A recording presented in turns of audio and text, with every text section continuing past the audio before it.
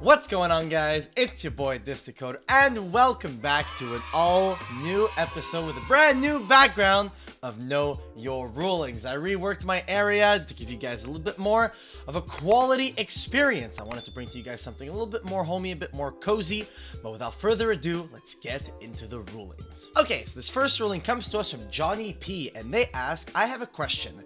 Is select, choose, and target all the same?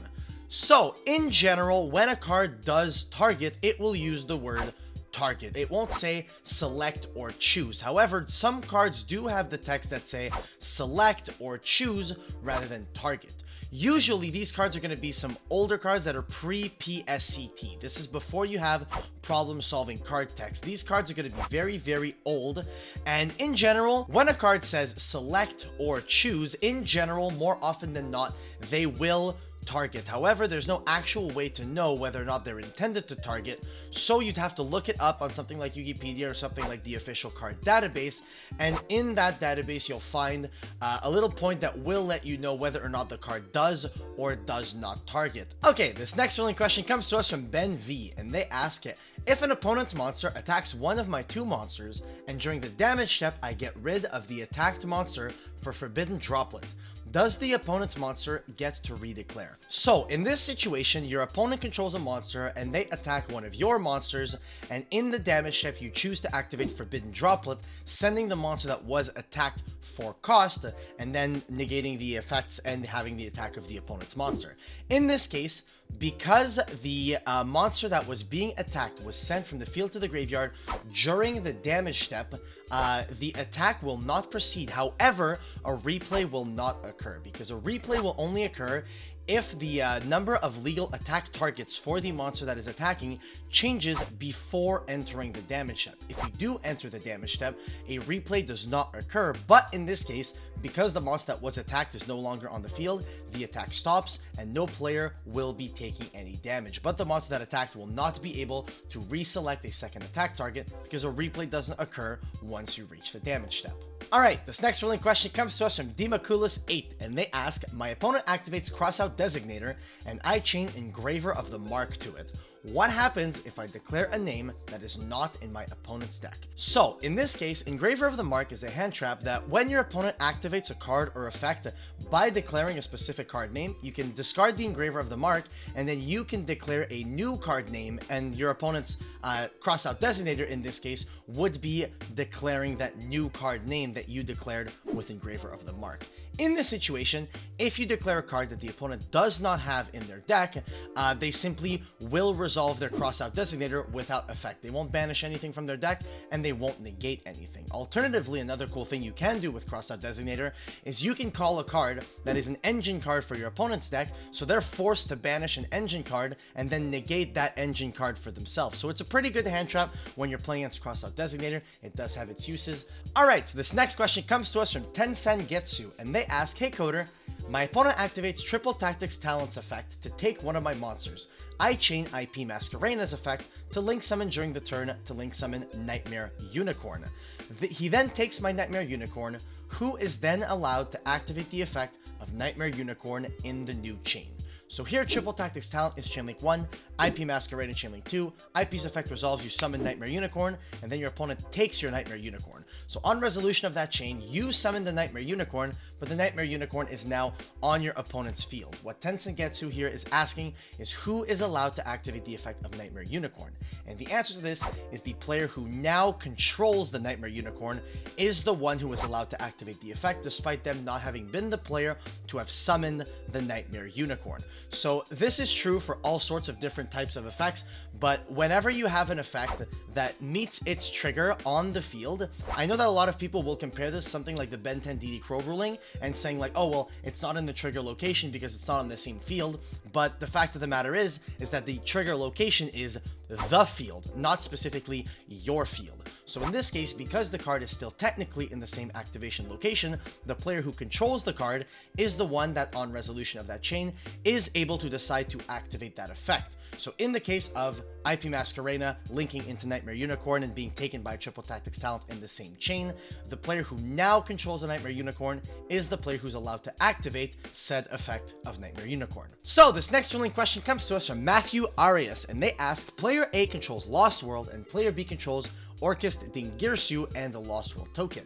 If it's player B's turn, so the player who controls Dingirsu's turn, if the token is destroyed, will Orcust Dingirsu get to protect the token, or will Lost World? So in this situation, Lost World and Dingirsu both have an effect that says that if a card that you control would be destroyed, you can destroy something else instead. So in the case of Lost World, if your opponent's Lost World token would be destroyed, you can destroy Dinosaur Monster from your deck instead. And in the case of Dingirsu, because a card you control would be destroyed, you can detach a material instead. So both of these have a replacement effect that would basically replace the destruction of the Lost World token should the Lost World token be destroyed. So in this situation, when you have two effects, one from either player, that are both optional replacement of destruction effects that would be able to be used at this point, the turn player has priority to use their replacement effect before the non-turn player can. So in this situation, because the turn player is the player who controls the Lost World token and the Dingirsu would be able to protect the Lost World token before your opponent's Lost World would be able to protect it. So when the token would be destroyed, the way you go about it is the turn player basically decides whether or not they want to protect with Dingirsu. If they choose not to, then the opponent can protect with Lost World. But if the Dingirsu player does choose to protect it with Dingirsu, the player with Lost World can't even attempt to protect the token with Lost World, because that token is no longer marked for being destroyed. It is now protected by the Dingirsu, so the destruction is basically no longer occurring. So you would not be able to activate the Lost World if you are the non-turn player, as opposed to if you were the turn player and you're destroying your opponent's token with like an Overraptor on your own turn or something, you would have priority to protect with your Lost World before your opponent would be able to protect with their Dingirsu. Okay, so this next ruling question comes to us from the official LEGO channel. That's a joke. His name is Lego Fantasy Build, and they ask, if player A activates B Trooper formation, targeting one of his B Trooper monsters in the graveyard, and then player B chains DD Crow on the targeted B Trooper monster, does player A lose life points equal to the original attack of that B Trooper monster? So, in the case of B Trooper formation is the field spell that targets a B Trooper in grave, special summons that monster. Also, you take damage equal to that monster's original attack. In this situation, the interesting thing that you need to know about B Trooper formation is that yes, it has the also conjunction, and when you have a card that uses the also conjunction, A is not required for B. However, in this situation, because the monster is no longer in the graveyard because it got met with DD Crow, so because it got currently banished, the field spell is no longer able to verify the original attack of that monster that was in the graveyard, because it's no longer considered to be the same card. When a card goes from being in the graveyard to being banished, it's no longer considered as being the same card. So B Trooper formation, in this case effectively loses its target, and because it loses its target, it's no longer able to verify what the attack stat of that monster was. So in the situation where you get your B Trooper formation target banished by DD Crow, you won't summon it and you will not take any damage. Alright, so this next ruling question comes to us from Akalesh, and they ask, if a monster such as Hayate or Melusik declared a direct attack, on the declaration I activate Forbidden Chalice to negate that monster's effects. Does the direct attack go through? So, in the situation where you have a monster that has an effect that allows it to attack directly regardless of how many monsters your opponent controls, in this situation, if you declare your attack and you do not reach the damage step, and your monster's effects are negated, I know a lot of people have this misconception that replays only occur when the number of monsters on your opponent's side of the field change, which is actually incorrect. Replays will occur if the number of legal attack targets for your monster changes. So in this case, because your monster did have an effect that allowed it to attack directly, and that effect gets negated before you enter the damage step, in this situation, the number of legal attack targets for your monster does change, because the monster, say your opponent had 2 monsters, then you have 2 legal attack targets plus attacking directly, which is 3 targets. In the case where this gets negated, you now only have 2 legal attack targets, so a replay does occur. So in the case where your opponent does have monsters, you declare direct attack, and your Melusik or your Hayate gets negated, in this case, a replay occurs, and you can choose to either cancel your attack or select one of the 2 monsters your opponent controls as your now new attack target. Okay, so this last ruling question comes to us from Ignando, and they ask, because Crossout Designator will be released in the new tins, I wanted to know, wow, I'm a little bit late on that one, aren't I? Can I banish Crossout Designator with another copy of Crossout Designator, and if so, what will happen? So in this case, you're basically asking what happens if you chain Crossout to another Crossout declaring Crossout. So in this case, we'll create a hypothetical chain. Your opponent activates a card or effect.